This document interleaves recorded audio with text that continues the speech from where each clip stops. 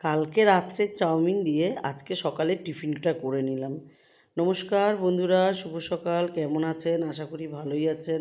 আমিও খুব ভালো আছি। রোজকার মতন চা নিয়ে বসে রয়েছি।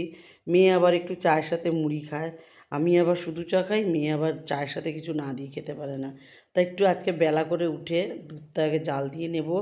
আর কালকে না চাউমিন বানিয়েছিলাম রাত্রিবেলা খাওয়ার জন্য। আমরা পেট ভরেই রাত্রিবেলা সবাই চাউমিন খেয়েছি, আরও রয়েছে। তো ওইটা আজকে সকালে টিফিনও হয়ে যাবে। একটু গরম করে সবাইকেই দিয়ে দেবো। মেয়ে ডাক্তারখানায় যাবে, মেয়ে স্নান টান করে চলে এসছে, আর ওকে খেতে দিয়ে দিলাম।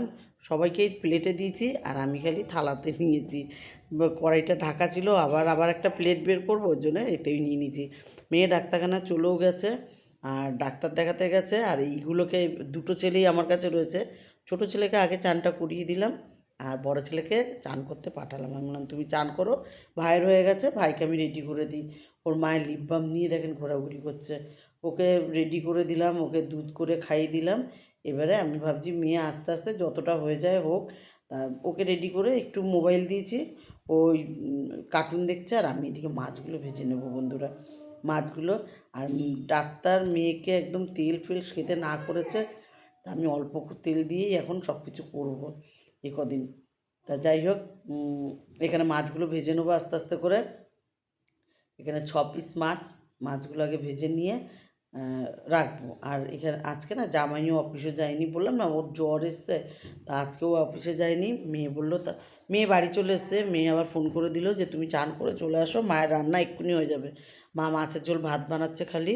তা বললো ঠিক আছে, আমি চলে আসছি।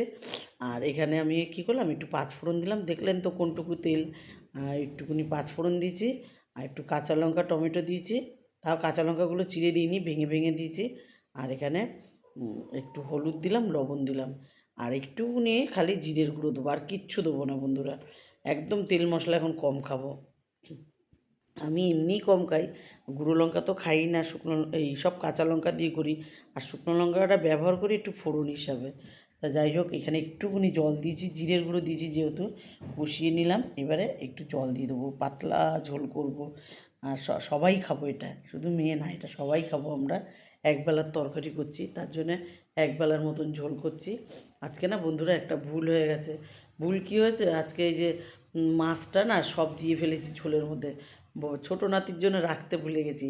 তা মাছের ঝোল যেই হয়ে গেছে, একটা বড় বাটি করে জল নিয়ে একটা মাছ নিয়ে চুবি রেখেছিলাম অনেক সময়, তারপরে ওকে খেতে দিয়েছি।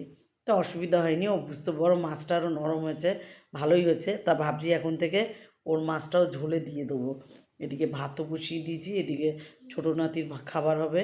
আর এখানে না কী করেছি, একটু মাছের তেল ছিল, এর মধ্যে আদা গ্রেট করে দিয়েছি, লঙ্কা দিয়েছি, আর চালের গুঁড়ি দিয়ে নুন হলুদ দিয়ে ভালো করে মাখিয়ে বোনকে বললাম তুই নাড়, আমি চান করে আসি। চান করে আসতেই সবাই খেতে বসে পড়েছে। সবাই, আমি বললাম ডিম্পা তাহলে নিয়ে আয় সব কিছু, আমার পুজো দিতে দিতে আমি তারপরে খেতে দিয়ে দেবো। সবাইকে ভাত বেড়ে দিলাম এখানে। মেয়েকে খালি মাছের ঝোল আর শশা দেবো আর লেবু দেবো। আর আমরা এই মাছের তেলের ঝুরি খাবো। জামাই তো এটা খুবই ভালো খায়, জামাই আর বড় ছেলে। আর জামাইয়ের জ্বরের মুখ তো এটা ভালোই লাগবে। তা খেয়ে দিয়ে একটু রেস্টও নিয়ে নেবো। সবাইকেই খেতে দিয়ে দিয়েছি, আমিও নিয়ে নিয়েছি।